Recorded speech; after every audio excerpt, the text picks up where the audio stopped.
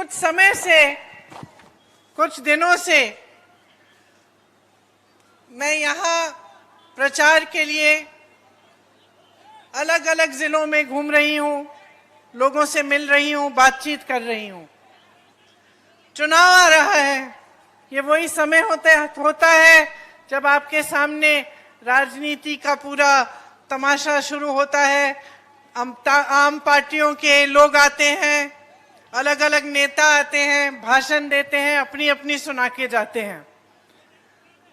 और ये अच्छी बात है कि आप सबकी सभाओं में आए और ध्यान से सबकी बातें सुने,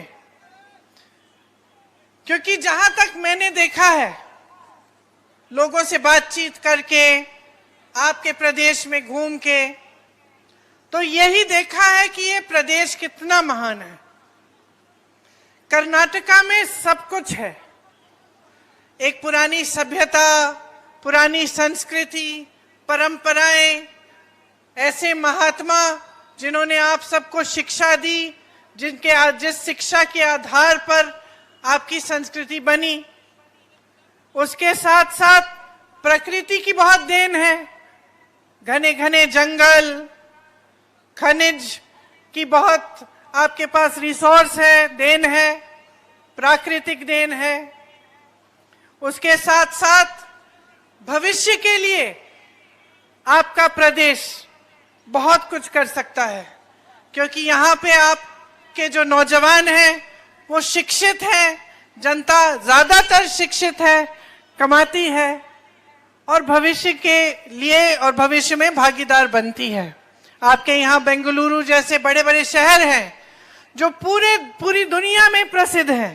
पूरी दुनिया जानती है कि बेंगलुरु में सबसे ज्यादा टेक्नोलॉजी, सबसे ज्यादा लोग हैं जो काम कर सकते हैं टेक्नोलॉजी में, और समझदार हैं और पढ़े लिखे हैं और देश और दुनिया को आगे बढ़ा सकते हैं। यहां से आप पूरी दुनिया में जाते हैं।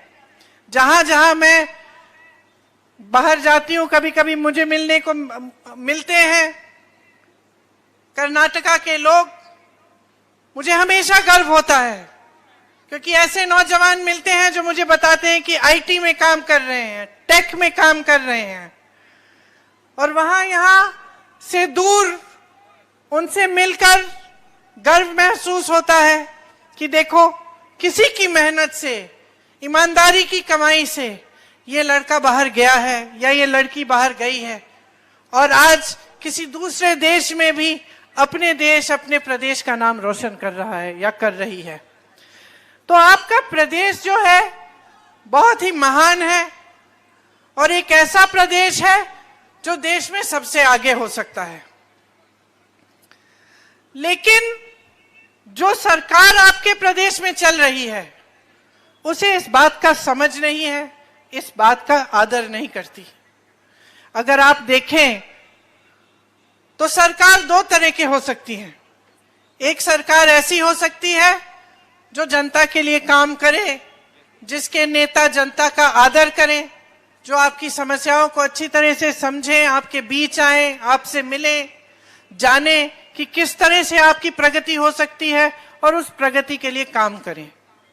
और दूसरी तरह की सरकार और दूसरे तरह के नेता ये होते हैं जिनको सत्ता मिलते ही ये एहसास हो जाता है कि हम बहुत कमा सकते हैं और ये सत्ता हमारी है तो हम कुछ भी कर सकते हैं, हमें जिम्मेदार होने की जरूरत नहीं है, हमें देश के प्रति, जनता के प्रति जवाबदेह होने की जरूरत नहीं है, हमें, हमारे पास सत्ता है, हमें पैसे मिल सकते हैं, शोहरत मिल सकती है और हम कुछ भी कर सकते हैं।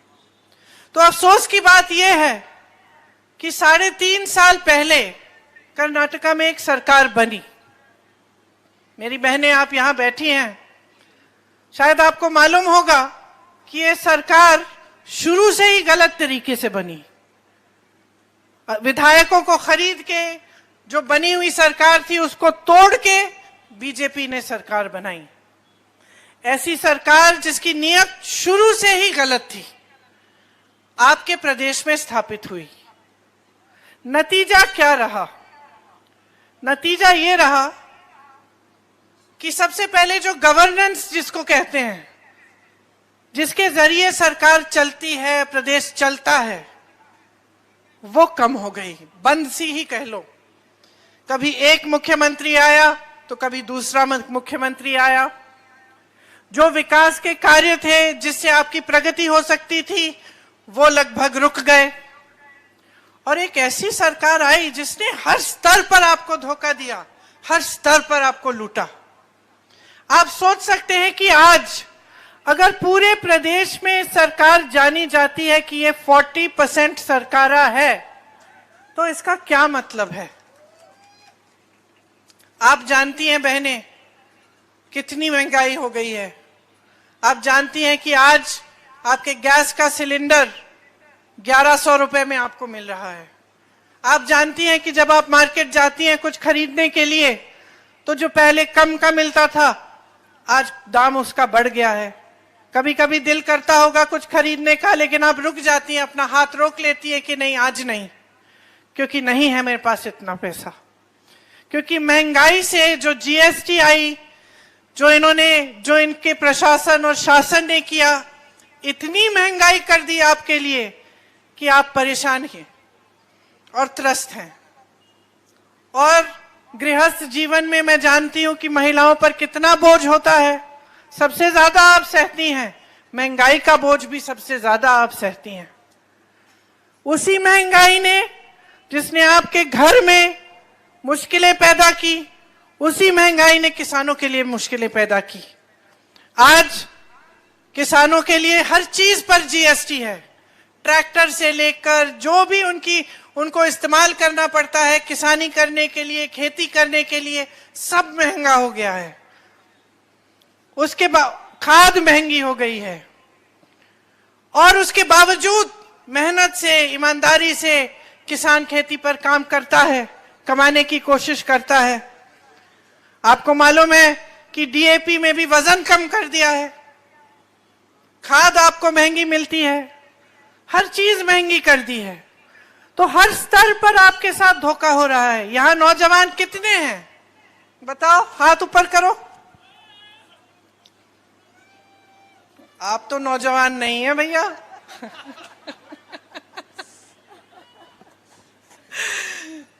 जितने भी नौजवान यहाँ हैं, मैं आपसे पूछना चाहती हूं, आपको क्या रोजगार मिला है? सरकार ने दिया है?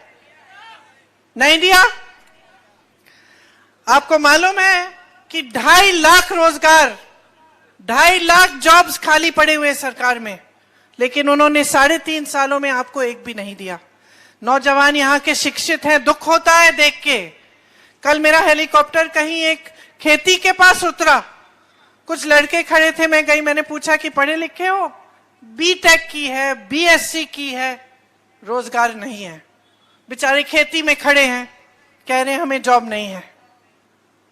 तो ये स्थिति है आज आपकी कि हर स्तर पे लूटा गया है, हर स्तर पे धोखा दिया गया है। नौजवानों के पास रोजगार नहीं है, छोटे दुकानदारों को मदद करने के लिए कुछ नहीं है। पहले नोटबंदी दी आपको, फिर जीएसटी दी।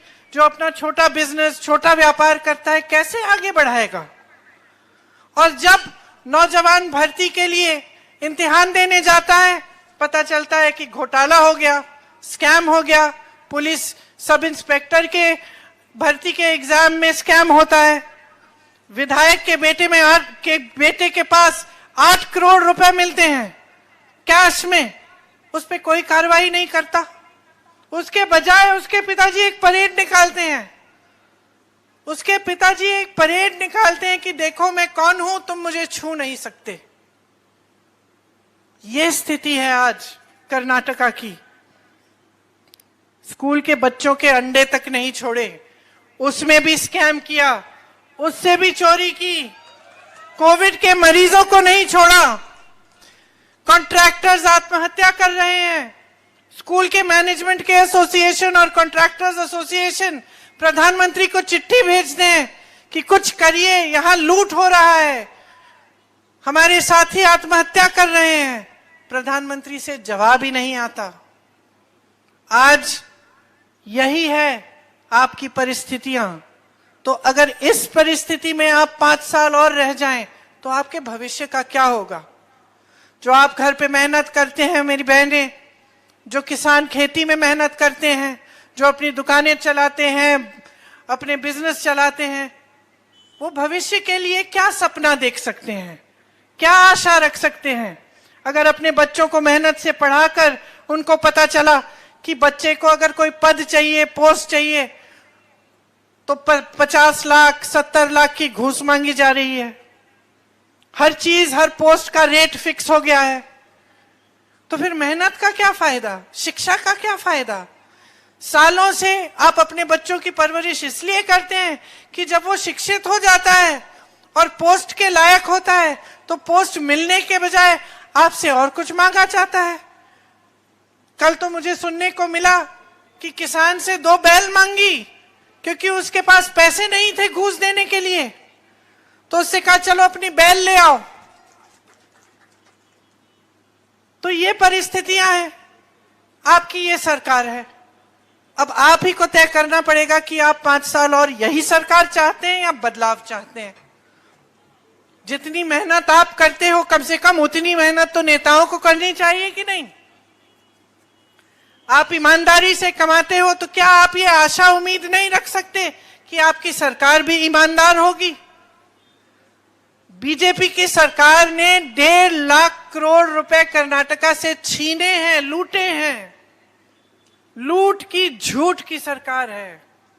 आप सोचिए कि इन 1.5 लाख करोड़ रुपए में से आपके लिए कितना काम हो सकता था। मैं आपको बताती हूं, 100 एम्स के अस्पताल बन सकते थे, 100 कर्नाटका में। 2250 किलोमीटर की 6 लेन की एक्सप्रेसवे बन सकती थी। ईएसआई के 187 अस्पताल बन सकते थे। आपके बच्चों के लिए 30,000 स्मार्ट क्लासरूम बन सकते थे। 30,000 कोई छोटा नंबर नहीं है, छोटा आंकड़ा नहीं है। इन्होंने जितना लूटा है उससे 30,000 क्लासरूम बन सकते थे। हर क्लासरूम में 10, 15, 20 बच्चे। आप सोच सकते हैं कि कितनी शिक्षा छीनी है बच्चों से इन्होंने। 750 किलोमीटर लंबी मेट्रो बन सकती थी इन पैसों से। 30 लाख गरीबों के लिए घर बन सकते थे।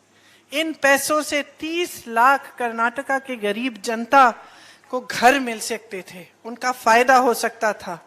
लेकिन भ्रष्टाचार किया, लूटा, टैक्स लगाया किसानों पर भी, जीएसटी खाद पे, ट्रैक्टर पे, पेस्टिसाइड पे, डीजल के दाम बढ़ा दिए, खाद का मैंने कहा आपको कम कर दिया जो देते हैं।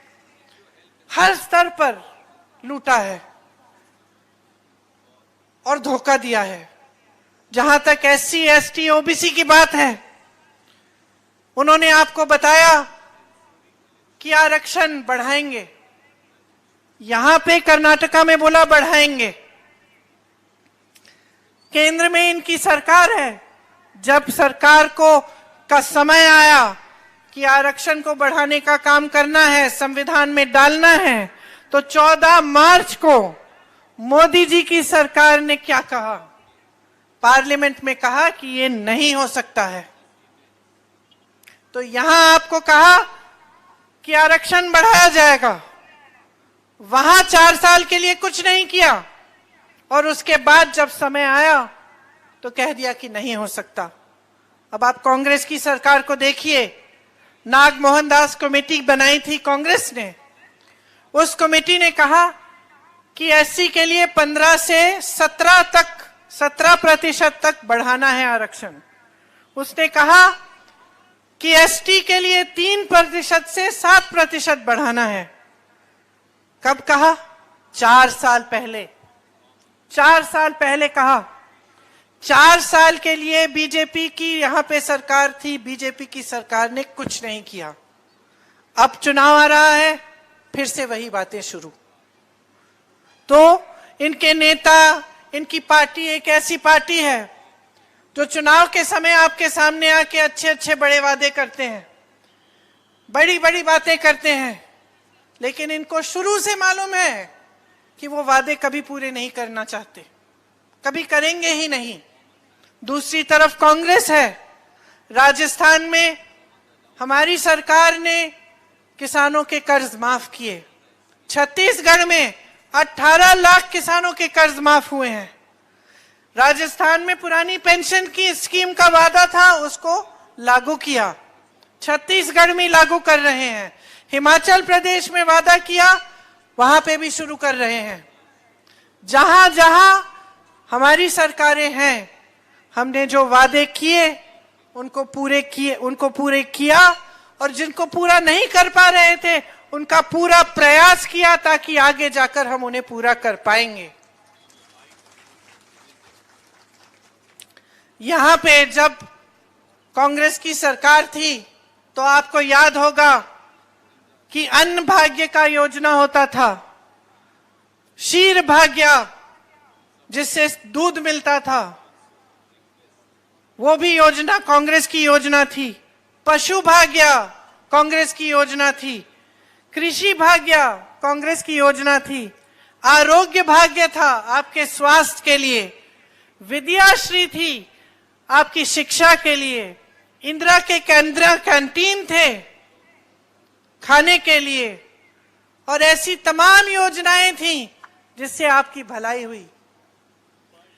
ये इसलिए हो पाया क्योंकि कांग्रेस के जो नेता थे उनकी नीयत लूटने की नहीं थी, उनकी नीयत आपके लिए काम करने की थी। आज आप यहां बैठे हुए मेरी बातें बहुत ध्यान से सुन रहे हैं। आप इसलिए सुन रहे हैं क्योंकि आपने देखा कि कांग्रेस की सरकारों ने आपके लिए काम किया। आज अगर आप यहां बैठ के धूप में मेरा इंतजार करते हैं तो आप इसलिए भी करते हैं क्योंकि आपने इंदिरा जी का काम देखा, राजीव जी का काम देखा, सोनिया जी का काम देखा। आपको कुछ विश्वास है, कुछ भरोसा है कि हाँ, ये लोग कुछ करेंगे हमारे लिए। और ये भरोसा, ये विश्वास ऐसे ही नहीं आता। ये भरोसा और विश्वास इसलिए आता है क्योंकि आपको काम करके दिखाया है, आपके लिए समर्पित होकर दिखाया है। अभी मैं जब यहां आई तो मैं अंजलि जी से पूछ रही थी कैसा चल रहा है चुनाव। अंजलि जी ने मुझे कहा हम जीतेंगे, बहुत कॉन्फिडेंस से कहा। तो कभी कभी जब मैं पूछती हूं तो हमारे उम्मीदवार कहते हैं कि देखेंगे दीदी मुश्किल है ये, लेकिन इन्होंने तो बहुत कॉन्फिडेंस से कहा। तो मैंने कहा क्यों कह रही हो कि इतना कॉन्फिडेंस क्यों है? और जवाब पता है क्या दिया मुझे? कहा कि क्योंकि मैं जनता के बीच में रही हूं दीदी, क्योंकि मैंने जनता के लिए काम किया है, इसीलिए मैं जानती हूं कि जनता मेरे साथ रहेगी। और यही कांग्रेस की बात है, हम आपके लिए काम करते हैं।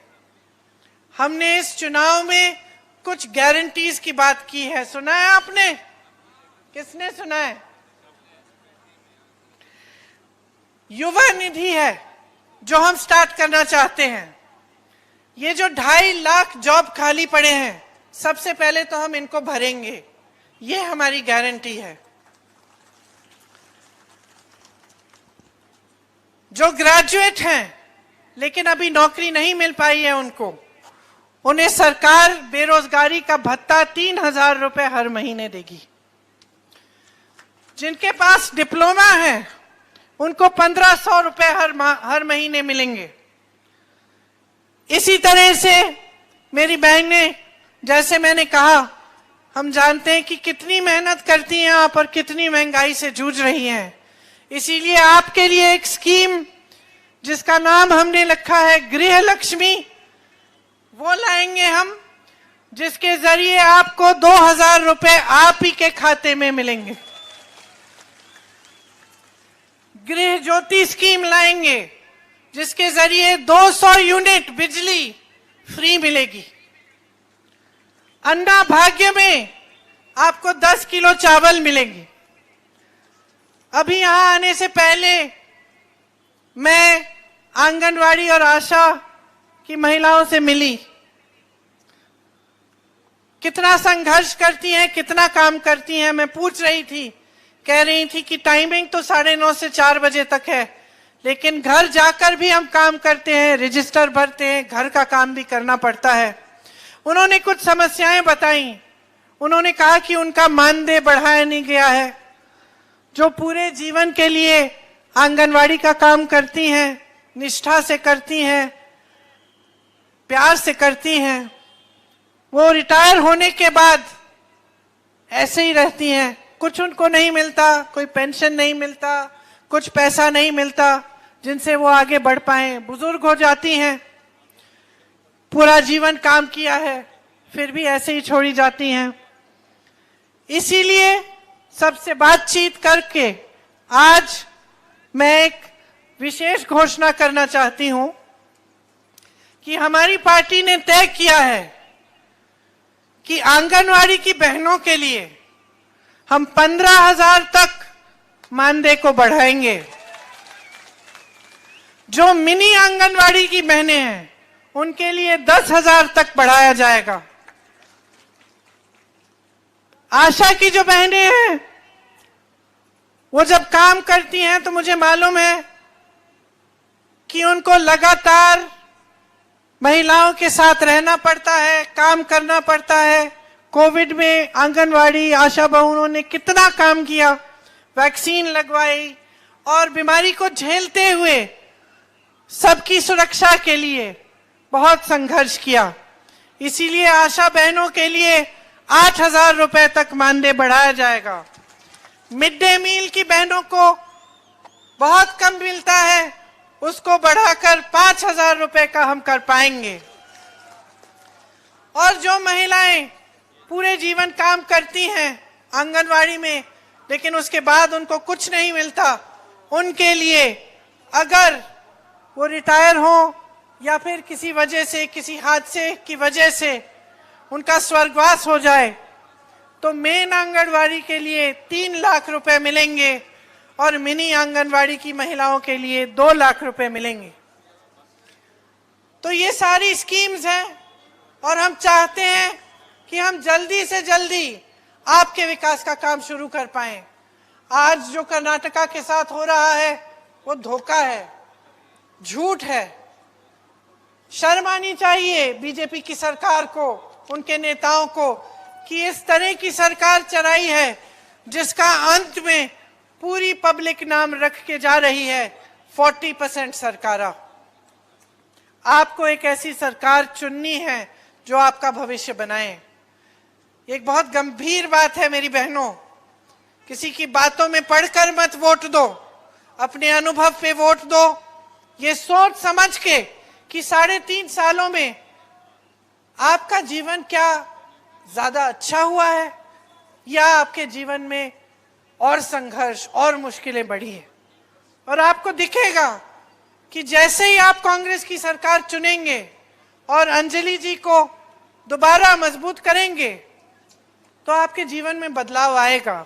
ये सारी स्कीमें आएंगी, लेकिन इसके साथ साथ बहुत ईमानदारी से और समर्पण से हमारे नेता, हमारी पार्टी आपके लिए काम करके आपके कर्नाटका को और आपके गर्व को बढ़ाएगी और मजबूत बनाएगी।